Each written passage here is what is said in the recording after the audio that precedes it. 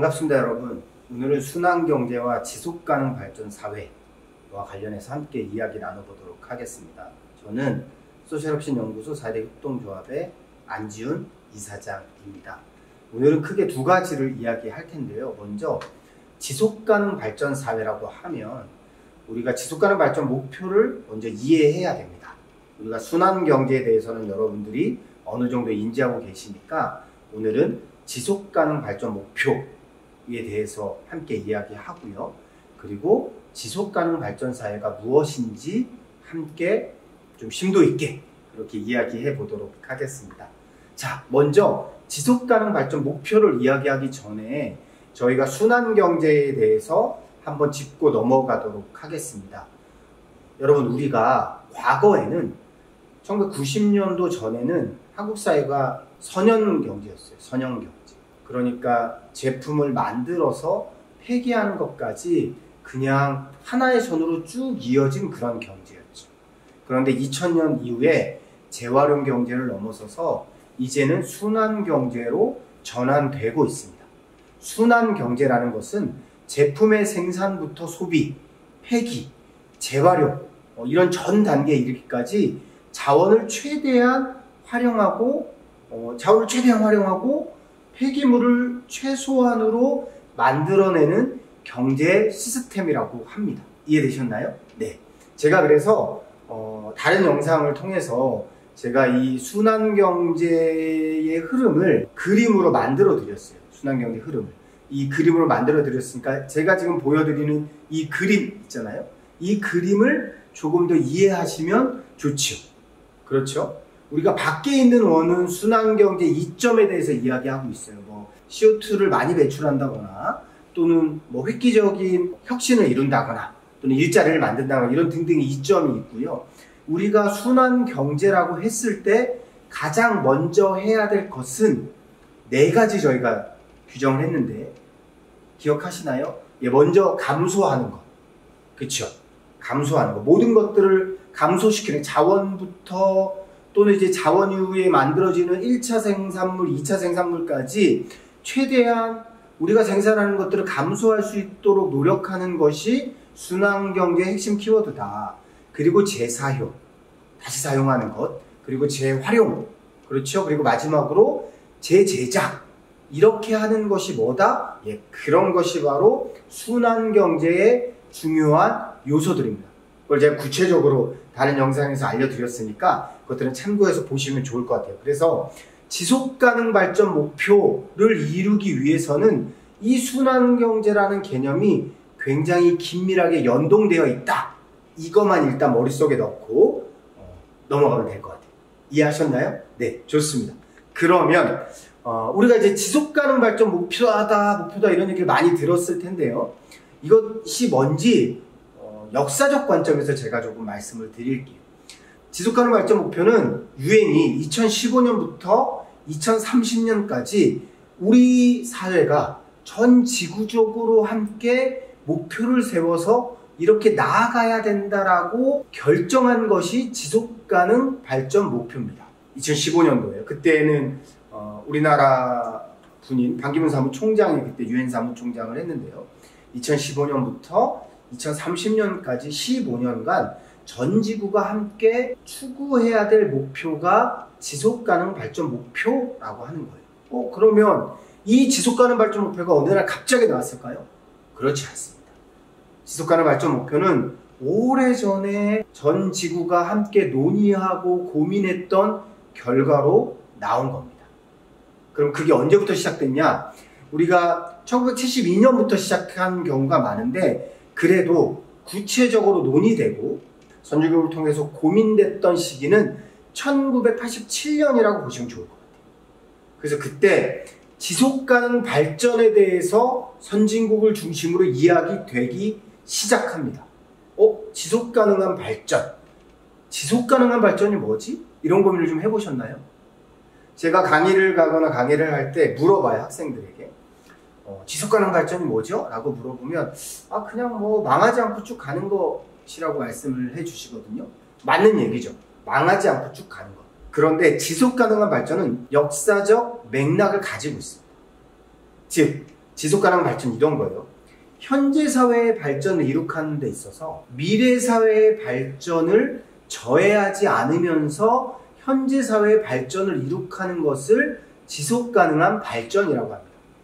좀 어렵나요? 즉, 현재 우리가 어떤 행위를 하는 데 있어서 현재의 자원, 현재의 경제적 여건, 경제적 효율성만을 강조하고 주장하는 것이 아니라 미래 사회, 그러니까 내가 지금 어떤 행위를 한다면 미래 사회에 어떤 일들이 벌어질지를 고려하고 그 고려를 통해서 내가 조금은 덜 경제적이지만 훨씬 더 환경적 요소를 강조한다거나 또는 훨씬 더 시민사회의 의견과 주장을 받아들인다거나 이런 식으로 미래 사회를 저해하지 않는 발전을 이룩하는 것을 지속가능한 발전이라고 합니다.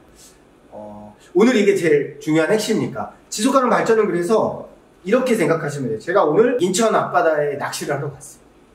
인천 앞바다에 100마리의 물고기가 있다고 그냥 가정을 합시다.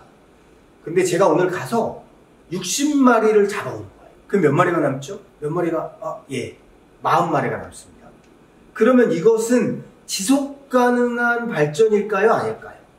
물론 60마리를 잡아왔기 때문에 우리 가정, 또 내 친지, 내 주변의 사람들에게 물고기를 나눠주면서 함께 맛있는 저녁 만찬을 할 수는 있겠죠. 그러나 100마리 중에 60마리, 그러니까 전체 물고기 양 중에 60%를 오늘 내가 소비하게 되면 40%밖에 남지 않기 때문에 이 40%밖에 남지 않았던 것은 물고기가 자생적으로 회복할 수 있는 회복력을 넘어서는 소비가 되겠죠. 그렇게 되면은 다음날, 다다음날 몇 년이 지나면 인천 앞바다에 있는 물고기가 없어지게 됩니다. 그래서 지속가능 발전을 한다는 것은 내가 오늘 인천 앞바다에 가서 한 마리의 물고기만 잡아옵니다.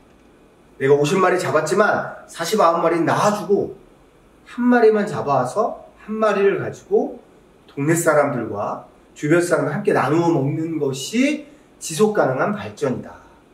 좀 이해가 되셨죠? 그래서 이것을 유엔에서는 1987년에 우리 공동의 미래라는 주제를 가지고 세 가지를 강조합니다. 첫째, 빈곤과 인구 증가를 막아야 된다. 고려해야 된다. 둘째, 지구온난화와 기후변화에 대해서 우리가 대응해야 된다. 마지막으로 환경 파괴 등 위기에 직면하고 있으니까 우리가 이제는 뭔가 행동해야 된다라고 1987년도에 이야기하게 되는 겁니다. 그런 이후에 이제 2000년도가 됐어요. 그때 처음으로 유엔에서는 그러면 우리 전 지구와 함께 추구해야 될 목표를 만들어 봅시다 라고 해서 새천년 발전 목표를 만듭니다. 새천년 발전 목표에는 크게 세 가지가 강조되는데요. 지역 간의 불평등, 계층 간의 불평등, 그리고 마지막으로 환경 문제에 대해서 고민하기 시작했습니다. 그리고 나서 우리가 잘 아는 ESG가 2006년도에 만들어지게 됩니다. 그리고 여기서 힘을 받아서 2015년도에 지속가능 발전 목표가 만들어지고요. 그리고 이 지속가능 발전 목표가 단순히 유엔에서 전 지구적으로 그냥 단순히 선언되는 것에 머무르는 것이 아니라 행정에서 또는 예산 집행 과정에서 이것들을 추진해야 된다라고 해서 TCFD라는 단체에서 이거는 이제 G24나 있는 금융안전위원회라고 해요. 여기서 재무정보 공개 권고안을 만들어요. 그래서 기후변화 리스크와 기회 요인을 정량화하는 구조를 만들게 됩니다. 그리고 2018년도에 미국의 비즈니스 라운드 테이블이라는 미국의 한 181개 정도의 대기업들이 모여있는 그런 그 협회가 있어요. 이 협회에서 이렇게 이야기합니다.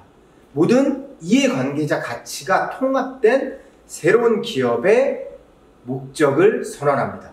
기존의 기업들은 주주의 가치를 창출하는 것, 주주의 이익을 극대화하는 것이 최고의 가치였어요.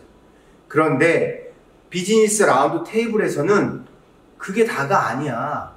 실제로는 기업과 관련된 이해관계자들의 가치를 강력하게 보장하고 주장하는 것이 더 중요해라고 이야기하게 됩니다. 좀 이해가 되셨나요? 자, 그러면 우리 지속가능 발전 목표에 대해서 조금 구체적으로 이야기했으면 좋겠습니다. 지속가능 발전 목표는 총 17개의 목표로 이루어져 있고요. 17개는 세부 목표 169개로 분리되어 구조화되어 있습니다. 첫 번째, 빈곤을 퇴치해야 된다. 두 번째, 기아를 해소해야 된다. 세 번째, 보건을 증진해야 된다. 네 번째, 양질의 교육을 펼쳐야 된다. 이 양질의 교육은 새천년 발전 목표, 그러니까 15년 전 2000년도에 만들어진 목표에서는 교육의 확산, 즉 양적 교육만을 강조했었어요. 그런데 문제가 되니까 양적 교육만이 아니라 질적 교육도 중요하다 그래서 교육의 질적 향상, 양질의 교육을 주장하게 된 겁니다. 그리고 다섯 번째, 양성평등, 여섯 번째, 물과 위생, 일곱 번째, 에너지와 관련된 부분, 여덟 번째, 일자리와 경제 성장과 관련된 것, 그리고 아홉 번째, 산업을 확대하고 인프라를 구축하는 데 있어서 환경과 지속 가능성을 고려해야 된다는 거죠. 그리고 열 번째, 불평등을 해소하고 11번째, 지속 가능한 도시를 구축하고 12번째, 지속 가능한 소비와 생산을 해야 된다. 13번째는 기후변화에 적극적으로 대응해야 된다고 하고요. 14번째, 15번째는 해양 생태계와 육상 생태계를 보존해야 된다. 그리고 16번째는 평화로운 사회로 증진을 촉진해야 된다라고 이야기하고요. 마지막 17번째는 이 지속가능 발전 목표를 위해서 전지구적인 파트너십이 필요하다라고 규정하고 있습니다. 제가 너무 빨리 막 이야기했는데 대략 이렇게 보시면 돼요. 크게 세 가지로 나누어서 구조화되어 있어요. 지속가능 발전 목표는. 첫째, 사회 발전 영역. 사회를 어떻게 발전시킬까? 어떤 맥락에서? 지속 가능한 발전을 위해서 사회를 이렇게 발전시켜야 된다고 규정하고 있고요. 두 번째, 환경 보존. 지속 가능한 발전을 위해서는 환경을 이렇게 보존해야 된다고 규정하고 있습니다. 마지막으로 지속 가능한 발전을 위해서는 경제 성장을 이렇게 해야 된다고 해서 8번, 9번, 10번, 11번의 발전 목표를 규정하고 있는 겁니다.